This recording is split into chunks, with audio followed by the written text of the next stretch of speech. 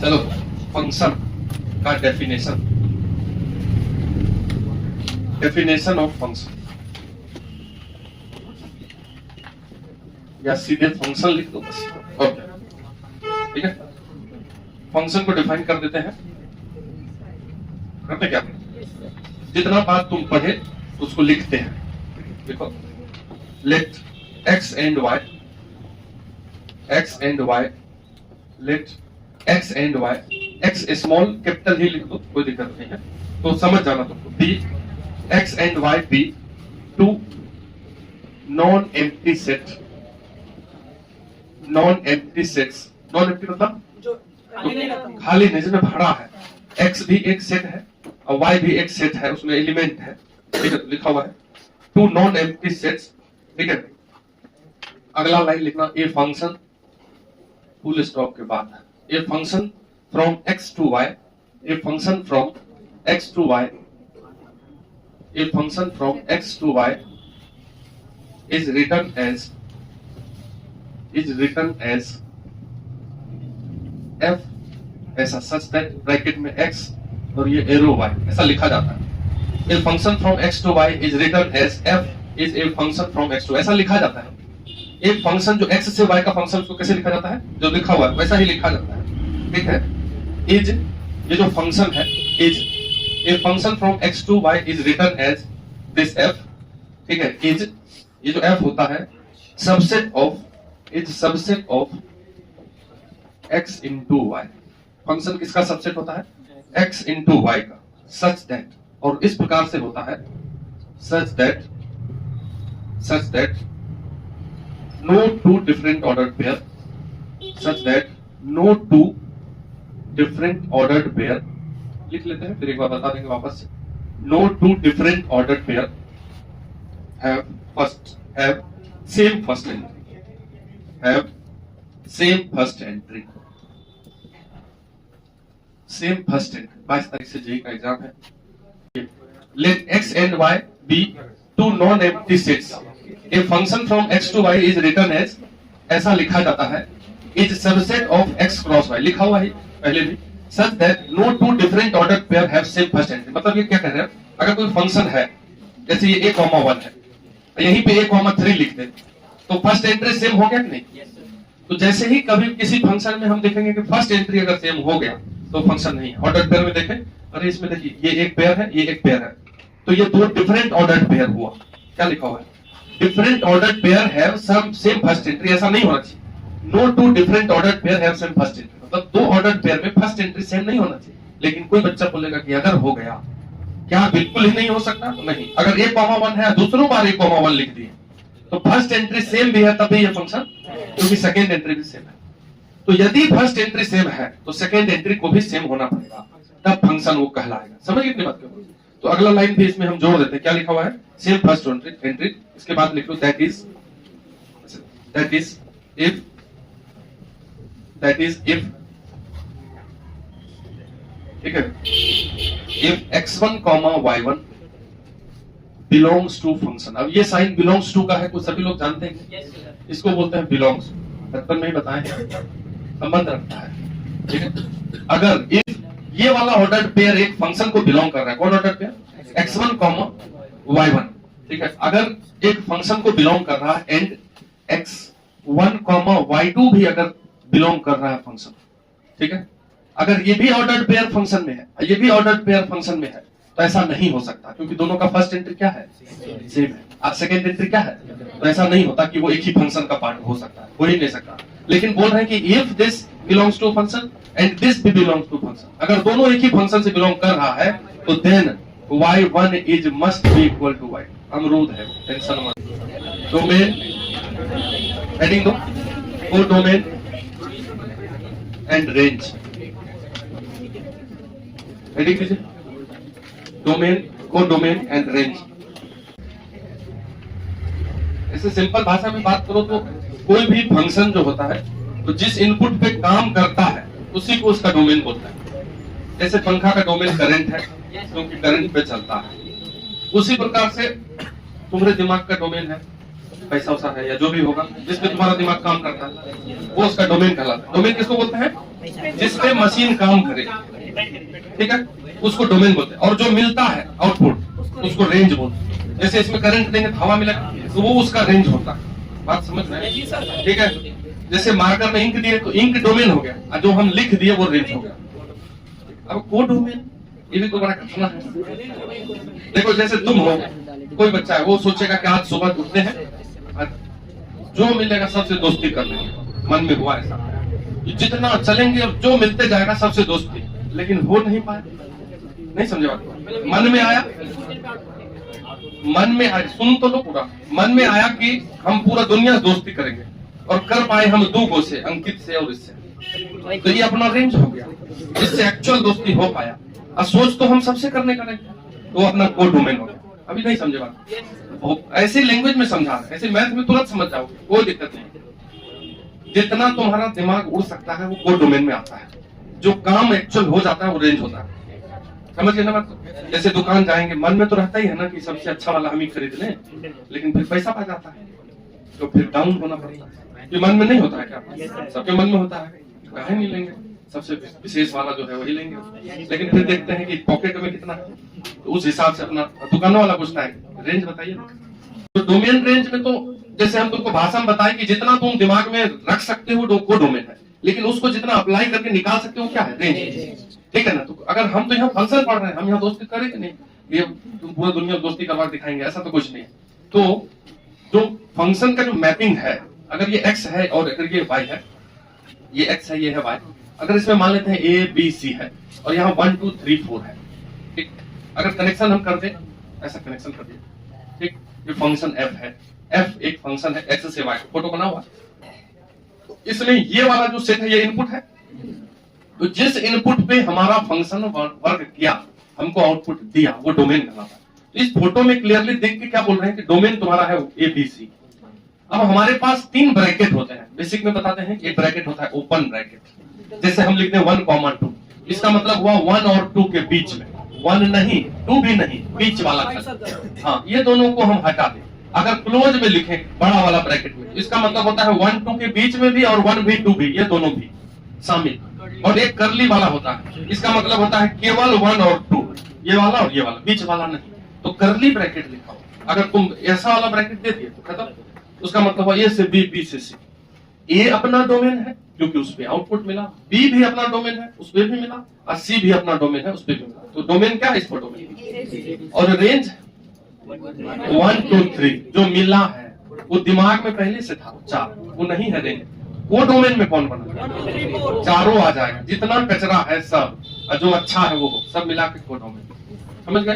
तो रेंज जो है वो क्या होता है? वो डोमेन का ही हिस्सा होता है। कहने का अर्थ है जितना तुम सोच पाओगे उसी के अंदर में कुछ कर पाओगे। अगर तुम्हारा को डोमेन में ही नहीं है कि हमको काम अच्छा करना है, तो होगा ही नहीं करना। पहला बात है कि सोच ही ले हम कि हमको कुछ करना है, अपने दिमाग में आ गया एक बात कि करना है, तब ना हम भागेंगे उसके पीछे। तो कभी हम क्या बताए तुमको कि इधर वाले बॉक्स में जो 3 एलिमेंट है इसको बोलते हैं डोमेन, इनपुट है ये। इस पे जो मिला उसको क्या बोलते हैं? रेंज। तो रेंज है अपना ये तीनों, और जो जो इसमें है बैठा हुआ वो को डोमेन कहलाता है। तो को डोमेन का हिस्सा ही क्या कहलाता है? रेंज। ये बात बताए। इसको थोड़ा सा फिर से लिखो, set X is called domain. Set X को क्या बोलते हैं? डोमेन, ठीक है। And set Y is called codomain. ये लिखवा दिए, पहले तो हम समझा ही दिए थे डोमेन को डोमेन में क्या अंतर होता है। डोमेन का मतलब जिस इनपुट पे कोई फंक्शन डिफाइन हो, जैसे अपना फैन लगा हुआ है, इसका डोमेन करंट होगा क्योंकि करंट पे काम करेगा, और काम करके जो देगा उसको क्या बोलेंगे? रेंज। तो हमारा एबीसी हो गया इनपुट, इसको डोमेन। इस सेट में जो भी एलिमेंट होगा उसको क्या बोलेंगे? और जो वाई सेट में एलिमेंट होगा उसको को डोमेन बोलते हैं, रेंज नहीं बोलते हैं। रेंज किसको बोलेंगे? उसी में से वो हिस्सा जो इससे कनेक्टेड हो। तो ठीक है, यहां पे लिख देते हैं कनेक्टेड एलिमेंट ऑफ को डोमेन। को डोमेन का कनेक्टेड एलिमेंट जो होता है वो क्या कहलाता है? रेंज कहलाता है, इज कॉल्ड रेंज। को डोमेन में से जो कनेक्टेड है, जो बिना कनेक्शन का है वो रेंज नहीं है। ये 1 2 3 4 में से 4 बिना कनेक्शन का है, और 2 3 तीनों कनेक्टेड है, इसलिए उसको क्या बोलेंगे? तो हम ये बोल सकते हैं कि जो रेंज होता है वो कोडोमेन का ही हिस्सा होता है, यानी कि range is subset of codomain. Range is, और कोई कोई आदमी ऐसा भी होता है जो सोचा वही करता है, तो वहां कोडोमेन और रेंज बराबर होता है। ऐसा भी हो सकता है कि हम यहां से 4 को हटा दिया जाए, देखो हटा दिया, तो ये 1 2 3 ही है इसमें, तो कोडोमेन में है, और वही तीनों कनेक्ट हो गया, तो रेंज में भी वही आ गया। तो रेंज बराबर भी हो सकता है कोडोमेन के और सबसेट। तो यहाँ देखिए ये सबसेट का हिस्सा क्या होता है? सबसेट मतलब part. Range is part of codomain या इक्वल टू, दोनों हो सकता है। तो ये लिख लीजिए कि रेंज जो है वो कोडोमेन का हिस्सा होता है, ठीक है, रेंज कोडोमेन का हिस्सा होता है, लिखिए। तो अगला लाइन लिखो, अगला लाइन लिखिए, जो एक्स का एलिमेंट है, इधर देखिए, बात रुकिए थोड़ा, ये जो एक्स सेट में जो एलिमेंट है उस एलिमेंट को बुक वाला लैंग्वेज में प्री इमेज ऑफ वाई बोला जाता है, मतलब वाई का प्री इमेज, पहले वाला इमेज। अब वाई का जो एलिमेंट होता है उसको इस एक्स वाले एलिमेंट का इमेज कहलाता है, समझ लेंगे बात? इधर वाले को क्या बोलते हैं? इमेज। पहले वाले को क्या बोलते हैं? प्री। बुक वाला लैंग्वेज बता रहा है, उसको भी लिख लीजिए थोड़ा सा कि every element of domain, every element of domain, domain का जितना भी एलिमेंट होता है, ठीक है, is called pre image of, is called pre image of element of codomain.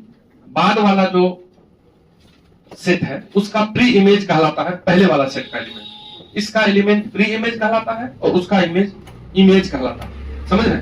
बाद वाले को, इसको हम प्री इमेज में लाएंगे और इसको इमेज, सॉरी उल्टा बोल दिया, इसको इमेज में लाएंगे और इसको प्री इमेज, प्री मतलब पहले, ठीक है। और अगला लाइन में इसी में लिख दीजिए and every element of codomain is called, and every element of codomain is called image, ठीक, बस इसको हम इमेज बोलते हैं। अब थोड़ा सा कुछ बेसिक प्रॉब्लम करेंगे, उसके बाद फंक्शन पढ़ेंगे। बेसिक मतलब जो पूर्ण बेसिक है, इसमें दिमाग उतना नहीं लगेगा लेकिन जानकारी में रहना चाहिए, ठीक है। लिख दीजिए हेडिंग, सम बेसिक प्रॉब्लम,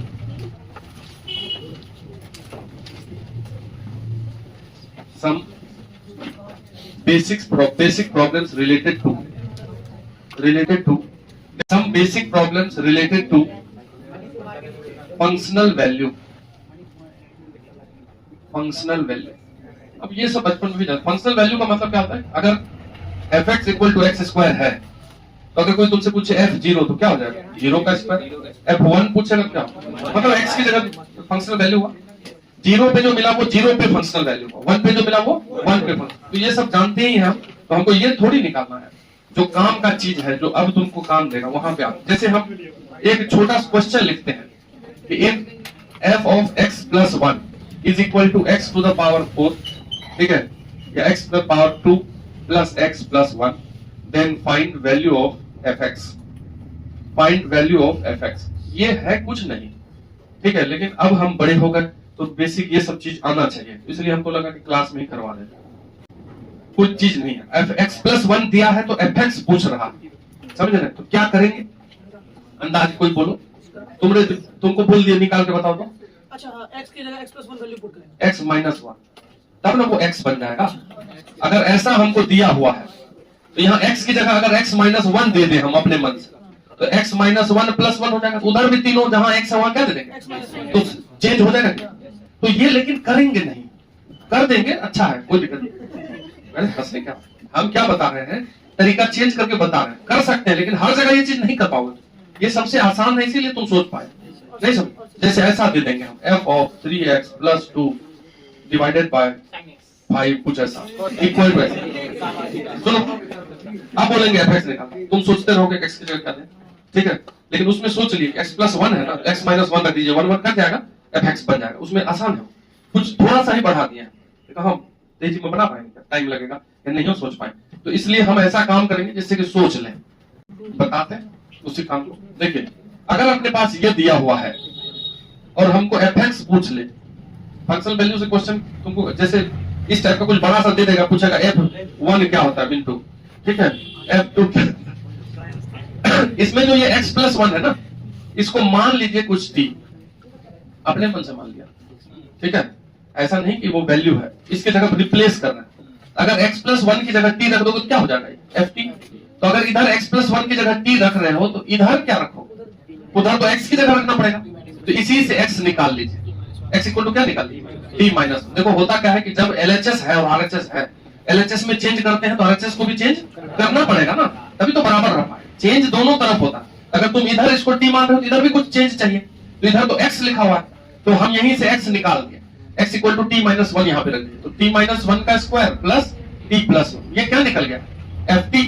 पूछा क्या है, fx, फिर से t की जगह क्या रिप्लेस करते हैं, x, ये हो गया fx equal to x minus 1 का स्क्वायर प्लस x प्लस 1, ये fx निकल गया। अब कोई बच्चा डाउट कर रहा है मन में, क्या डाउट हो रहा है, क्या ऐसा क्या सर कुछ से कुछ पढ़ा देते हैं, ठीक है। अभी आप बोले कि x प्लस 1 t है, अब फिर बोल रहे हैं कि t की जगह x, एक के क्वेश्चन में t को दो चीज मान रहा है, एक यहाँ क्या मान लेते को x प्लस 1, यहाँ x, तो ये मान नहीं रही, रिप्लेस हो रहा है। जैसे fx इक्वल टू मान लो x स्क्वायर है, एक बार हम 0 रखेंगे तो कुछ वैल्यू निकलेगा, फिर x की जगह 1 रखेंगे तो कुछ वैल्यू निकलेगा। ये थोड़ी है कि x को 0 बोल रहे हैं और 1 बोल रहे हैं, रिप्लेसमेंट होता है फंक्शन, बात समझ रहे हैं। तो फंक्शन को रिप्लेस करते हैं, ऐसा नहीं कि वो x का वैल्यू है, बदला में रख रहे हैं, तो उसके लिए क्या चेंज हो रहा है, इसलिए ऐसा कर सकते हैं हम। तो यहाँ x प्लस 1 की जगह t रिप्लेस किए तो हमको ft निकल के आ गया। जब ft निकल गया, अब मान लो f1 पूछेगा क्या करोगे, t की जगह 1 रखोगे, यहाँ 1 रखेंगे तो यहाँ भी 1 रखेंगे, f1 क्या निकल जाएगा, ये 0 हो जाएगा, और 1 प्लस 1 क्या निकलेगा 2। अब कोई f2 पूछेगा तो क्या करोगे, t की जगह, तो इसी तरीके से fx पूछा तो t की जगह क्या रखेंगे, निकल गया fx। ओके, तो क्वेश्चन में यही करना है, समझे कि इसको सॉल्व नहीं किया है हम कि t माइनस, अब ये माइनस b का होल स्क्वायर पे सॉल्व कर दो, नहीं। हाँ बे, हाँ हाँ भैया, t माइनस 1 प्लस 1, ये दोनों कट गया, क्या बच गया x, सही है, बहुत तेज, ठीक है। जैसे हम एक क्वेश्चन लिख देते हैं, अपने से करना है, if f of 3x minus 2 divided by 5 is equal to 9x square plus 6x plus 5, then find fx and f0, दोनों निकालना है। जैसा तुम अभी किए हो वैसा ही काम करो, तुरंत बन जाएगा। क्या करोगे, जो f के अंदर में इसको क्या मानोगे, t, तो 3x minus 2 by 5 equal to t, यहां से x निकाल लेंगे, 5t, 5 उधर जाएगा तो 3x minus 2 equal to 5t, 2 उधर जाएगा तो 3x equal to 5t plus 2, x equal to 5t plus 2 upon 3। तो इसलिए हमारा जो क्वेश्चन है, LHS को इसमें इसको क्या मान दिया था, t, तो उसको रख दिया t। अब उधर तो x है, तो x की जगह क्या रखोगे, जो निकाला गया 9 इंटू 5t प्लस 2 बाई 3 का होल स्क्वायर हो गया, फिर 6 into 5t plus 2 by 3 plus 5, ऐसा मान लीजिए। अगर f0 रखना होता हमको, निकालना होता तो यही t की जगह 0 रख के निकाल देंगे, लेकिन fx निकालना है तो पहले इसको सॉल्व। ये 3 का स्क्वायर कितना होगा, 9 से कट जाएगा, और यहाँ 3 है तो 6 को काटेगा 2, तो ft equal to 5t plus 2 का whole square plus 2 into 5t plus 2 plus 5। इसको अगर सॉल्व करना है तो कर सकते हैं। यहाँ पर अगर t की जगह x रख दो तो fx इक्वल टू निकल गया 5x प्लस 2 का स्क्वायर प्लस 2 इंटू 5, मतलब 10x, 2 इंटू 2 4 प्लस 5 9, ऐसा आएगा नहीं आएगा, t बराबर x क्यों कर दे रहे हो, क्योंकि fx निकालना है, बराबर नहीं करना है। तब तो x इक्वल टू x ही मान लोगे ना, इधर तक टूट जाएगा, नहीं मैं सॉल्व करता हूँ। अरे पूछो पूछो, तुम पूछो ना, t की जगह डायरेक्ट x नहीं रख सकते, काहे नहीं रख सकते, रखे तो ठीक से डायरेक्ट शुरू में। तो शुरू में अगर 3x minus 2 by 5 equal to x करोगे तो सॉल्व कर पाओगे, x ही x दोनों तरफ हो जाएगा, नहीं समझे, ठीक है ना। अब हमको f0 निकालना है तो क्या करेंगे बताओ, इसमें 0 रख दो, 0 रखोगे तो ये 0, 2 का स्क्वायर 4, ये वाला भी 0 प्लस 9, कितना हो गया, आंसर हो गया। ये 3 का स्क्वायर है तो 9 और 9 कट गया, होल स्क्वायर है, नहीं समझे बात को, स्क्वायर है तो नीचे 9 है तो 9 को काट दिया, यहाँ स्क्वायर नहीं है इसलिए 2 रह गया। जैसे हम लोग समझ जाते हैं मोबाइल में कैसे अगला भाषा समझ जाता है, वैसे तुमको मैथ में भी समझना है। अच्छा अगला वाला ये प्रोसेस